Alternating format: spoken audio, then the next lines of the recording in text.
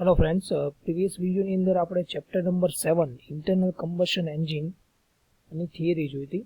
Numerical part આપણે બાકી હતો. તો now the next topic is the performance of IC engine. IC એન્જિનનું પરફોર્મન્સ કેવી રીતે ફાઇન્ડ કરી શકીએ numerical part point of view. Today's લેક્ચરની અંદર આપણે પરફોર્મન્સ પેરામીટર ઓફ આઈસી એન્જિનની અંદર ખાસ કરીને ઇન્ડિકેટેડ પાવર કોને કહેવાય, બ્રેક પાવર કોને કહેવાય, ફ્રિક્શન પાવર કોને કહેવાય, ડિફરન્ટ એફિશિયન્સી કોને કહેવાય, mechanical, thermal, brake thermal efficiency, indicator thermal efficiency, volumetric efficiency, air standard efficiency અને રિલેટિવ એફિશિયન્સી એના ઇક્વેશન જોશું. Specific power output, specific fuel consumption અને થોડાક એક્ઝામ્પલ પણ આપણે આજે જોશું, જે અસાઇનમેન્ટ 6 ની અંદર આપણે લખીશું. ઓલરેડી આ થિયરી આપણે જોઈ ગયા છે વિડીયોઝની અંદર, છતાં પણ આપણે ફરીવાર એકવાર રિફાઇન કરી લઈએ. First is the indicated power. Vote is the indicated power? The power produced inside the engine cylinder by burning of fuel, that's called indicated power. જે fuel burning ના કારણે જે પણ engine cylinder માં પાવર પ્રોડ્યુસ થાય છે એને આપણે શું કહીએ છીએ? ઇન્ડિકેટેડ પાવર કહીએ છીએ. અને જો આપણે ફાઇન્ડ આઉટ કરવું હોય તો એની માટે પહેલા એક મીન ઇફેક્ટિવ પ્રેશર આપણે ફાઇન્ડ આઉટ કરવું પડે. પણ ઇન્ડિકેટેડ પાવરનું જો ઇક્વેશન જોવા જઈએ તો 4 સ્ટ્રોક એન્જિન અને 2 stroke engine point of view બે ઇક્વેશન છે. ઇન્ડિકેટેડ પાવરને આપણે શોર્ટમાં આઈપી વડે બતાવીએ છીએ. પીએમ એ મીન્સ કે આપણું mean effective pressure into L means length of stock, area આપણો જે પણ સિલિન્ડરનો સી, અને એન એટલે કે આરપીએમ ઓફ ધ ક્રેન્કશાફ્ટ. હવે જો 4 સ્ટ્રોક હોય તો આપણે ખબર છે કે પાવર સ્ટ્રોક આપણે કેટલા મળવાનો છે? n/2 એક જ વાર મળવાનો છે. અહીંયા પાવર સ્ટ્રોક આપણે n is equal to capital અને આપણે 2 સ્ટ્રોકની અંદર ડિફાઇન કરશું.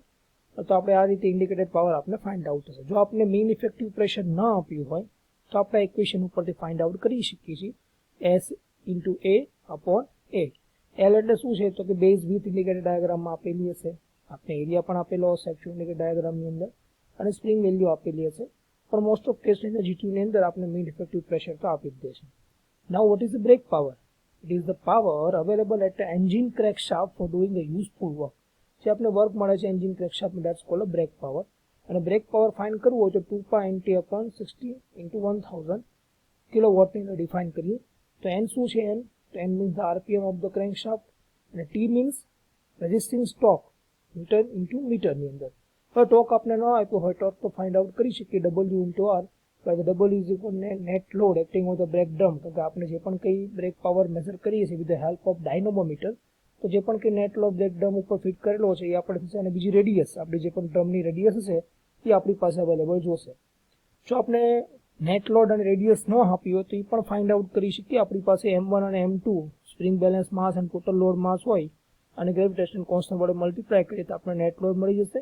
અને રેડિયસ ફાઇન્ડ આઉટ કરવી હોય તો આપણી પાસે ડ્રમ અને રોપની આપણી પાસે ડાયામીટર હશે, ડિવાઈડ બાય 2 કરશું એટલે આપણે રેડિયસ પણ મળી જશે. પણ બેઝની અંદર લગભગ તો રેડિયસ ટોર્ક ડાયરેક્ટ જ આપી દે છે રકમની અંદર. એક બે એક્ઝામ્પલની અંદર જ આપણે ટોર્ક ફાઇન્ડ આઉટ કરવો પડે છે. These are the basic equation of the brake power. Brake power measure કરવા માટે ડાયનોમીટરનો યુઝ કરીએ છીએ. Rope brake dynamometer, prony brake dynamometer, hydraulic અને એડી કરંટ, ખાસ કરીને રોપ બ્રેક ડાયનોમીટર વધારે યુઝ થાય છે. Now the friction power. What is friction power? The piston, connecting rod and crank are machine parts moving relative to each other. They offer resistance due to the frictions, and therefore certain friction of power is lost due to the friction of the moving part. આ બધા moving પાર્ટના કારણે અમુક friction create થાય છે જેની અંદર આપણો power loss જાય છે. That's called friction power. અને ફ્રિક્શન પાવર જો આપણે ફાઇન્ડ આઉટ કરવો હોય તો it is the difference between the IP and brake power. Indicated power અને બ્રેક પાવરનો ડિફરન્સ છે, એના વચ્ચે આપણે શું મળી જશે? આપણે ફ્રિક્શન પાવર મળી જશે. Now different type of efficiency find out કરવી હોય તો, so first of all mechanical efficiency, it is the defined as the ratio of brake power to the indicated power, બરાબર, આઉટપુટ અપોન ઇનપુટ. એટલે આપણે શું મળી જશે? ઇન્ડિકેટેડ પાવર આપણું ઇનપુટ છે, બ્રેક પાવર આપણું આઉટપુટ છે, એટલે આપણે મિકેનિકલ એફિશિયન્સી મળી જશે. જો આપણે થર્મલ એફિશિયન્સી ફાઇન્ડ આઉટ કરવી હોય, બરાબર, તો ઇન્ડિકેટેડ થર્મલ એફિશિયન્સી મીન્સ આપણે આઈપી કન્સિડર કરવું પડશે, અને બ્રેક થર્મલ એફિશિયન્સી મીન્સ આપણે બ્રેક પાવર કન્સિડર કરવો પડશે. તો થર્મલ એફિશિયન્સી કોને કહેવાય? It is the efficiency of conversion of the heat energy produced by the actual combustion of fuel into the power output of the engine. તો એનો આપણે ratio find out કરવું હોય તો work done upon heat supply. તો work આપણે જો indicated power કરતા હોય તો આપણે વર્ક કેટલું આપી શકીએ છીએ? ઇન્ડિકેટેડ પાવર જેટલું. અને હીટ સપ્લાય તો કે mass of fuel into calorific value of fuel. એટલે આપણે શું મળશે? Indicated thermal efficiency. જો બ્રેક થર્મલ એફિશિયન્સી કહેતા હોય તો આપણું વર્ક ડન શું થાય? બ્રેક પાવર થાય. અને આપણે હીટ સપ્લાય શું થાય? MF into CV. તો આપણે બ્રેક થર્મલ એફિશિયન્સી મળી જશે. Now air standard efficiency. Chapter number 5 ની અંદર આપણે પેટ્રોલ, ઓટો સાયકલ અને ડીઝલ સાયકલની એફિશિયન્સી ફાઇન્ડ આઉટ કરી. તો જે પણ ઓટો સાયકલની એફિશિયન્સીની equation 1/1 r gamma -1 r is the compression ratio, gamma is equal to 1.4 air માટે. સેમ ડીઝલ એન્જિન માટે આપણે r is equal to compression ratio અને આપણો કટ ઓફ રેશિયો, એના ઉપરથી આપણે ડીઝલ એન્જિનની એફિશિયન્સી ફાઇન્ડ આઉટ થઈ જશે. તો જો આપણે રિલેટિવ એફિશિયન્સી ફાઇન્ડ આઉટ કરવી હોય, આને કહેવામાં આવે છે air standard efficiency. Relative efficiency find out કરવી હોય, it is the ratio of indicated thermal efficiency of the engine to the air standard efficiency.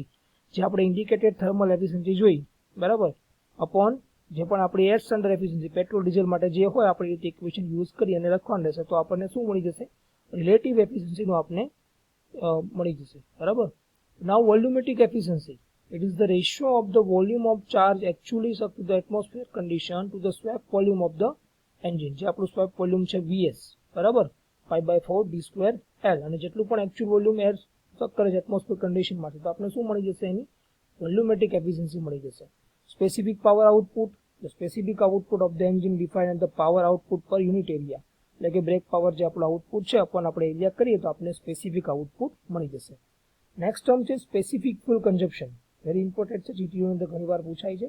SFC defines as the amount of fuel consumed by the engine for 1 unit of power production. એક યુનિટમાં કેટલું આપણું fuel use થાય છે આપણે find out કરવું હોય તો માસ ઓફ ફ્યુલ અપોન આપણું આઉટપુટ બ્રેક પાવર kg પર કિલોવોટ અવરની અંદર આ ફાઇન્ડ આઉટ થાય છે, તો આપણે સ્પેસિફિક ફ્યુલ કન્ઝપ્શન પણ મળી જશે. તો નાવ હવે આપણે એક એક એક્ઝામ્પલ જોઈએ. Example number 1.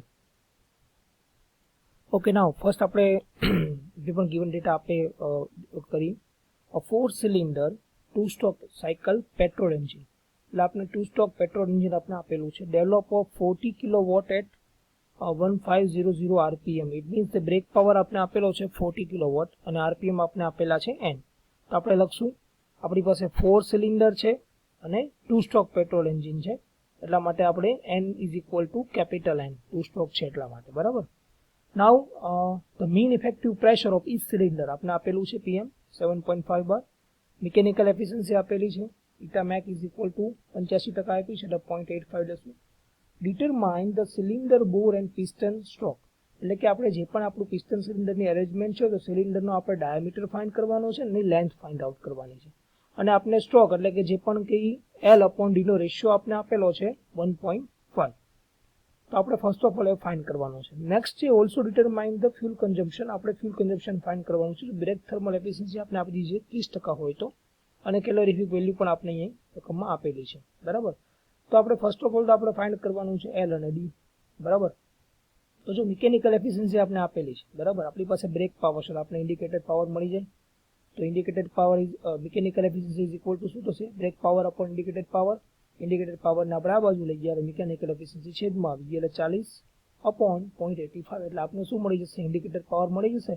તો આપણી પાસે ઇન્ડિકેટેડ પાવરનું પણ ઇક્વેશન છે, બરાબર. એની અંદર મીન ઇફેક્ટિવ પ્રેશર આપેલું છે. Area is equal two π/4 d2, અને L ઇઝ ઇક્વલ ટુ આપણે ડિફાઇન કરતા હોઈએ તો L ને કરતા બનાવો તો 1.5 ઇન્ટુ D, બરાબર. તો 1.5 ઇન્ટુ D થઈ ગયું. આપણી પાસે N પણ આપણે આપેલા છે. બીજું, અહીંયા સિલિન્ડર કેટલા આપ્યા હતા? 4 સિલિન્ડર આપ્યા હતા.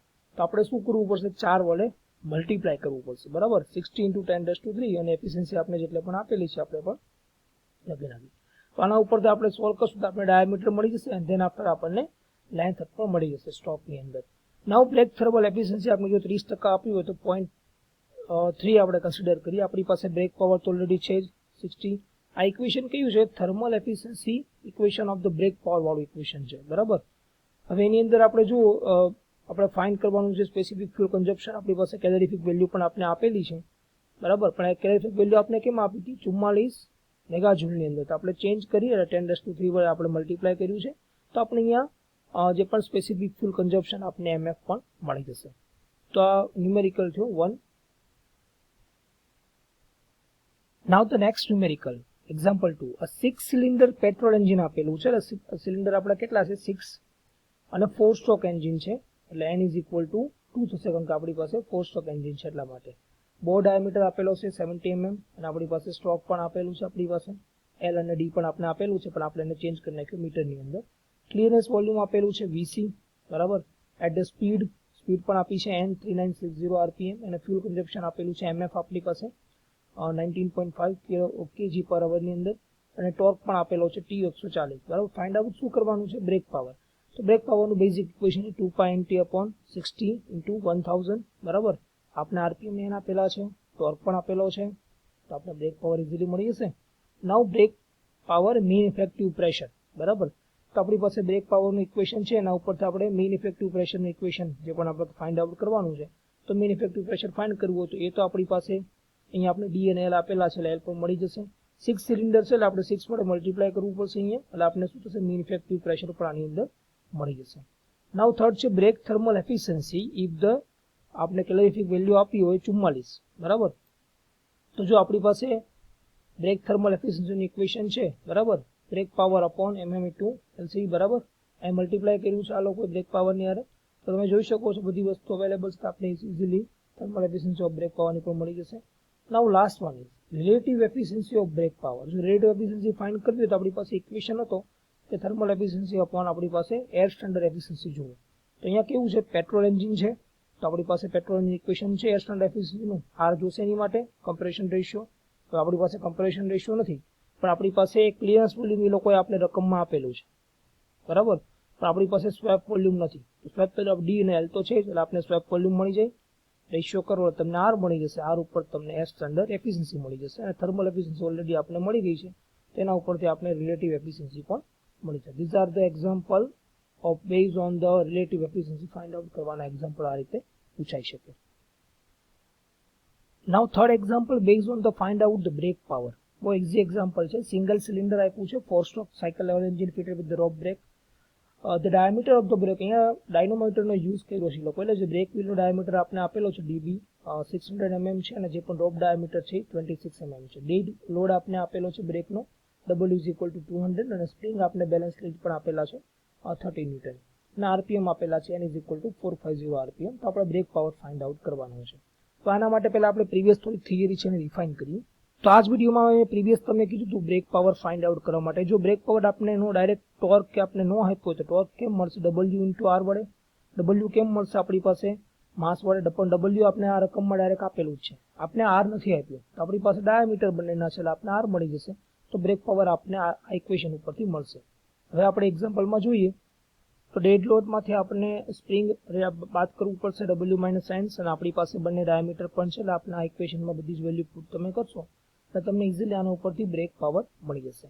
એક્ઝામ્પલ તમને વિડીયો દ્વારા ન પણ સમજાઈ શકે તો એક્ઝામ્પલ 1-2 વાર રકમને રીડ કરવી, ફરીવાર એક ડેટા આપણે ગિવન કર્યું, અને જે પણ કંઈ ડાઉટ છે તમારા એ ડાઉટ સોલ્વિંગ સેશનની અંદર તમે મને પૂછી શકશો. પણ વિડીયોની ઉપરથી જો આઈડિયા ન આવે તો 1-2 વાર વિડીયોની રકમની વાંચવી, દેન આફ્ટર આપણે જાતે સોલ્વ કરવાની ટ્રાય કરવી. દેન આફ્ટર ક્વેરી હોય તો ફેકલ્ટીનો કોન્ટેક્ટ કરવો, તમે જેથી ઇઝીલી તમને એક્ઝામ્પલ સમજાઈ શકશે. Thank you.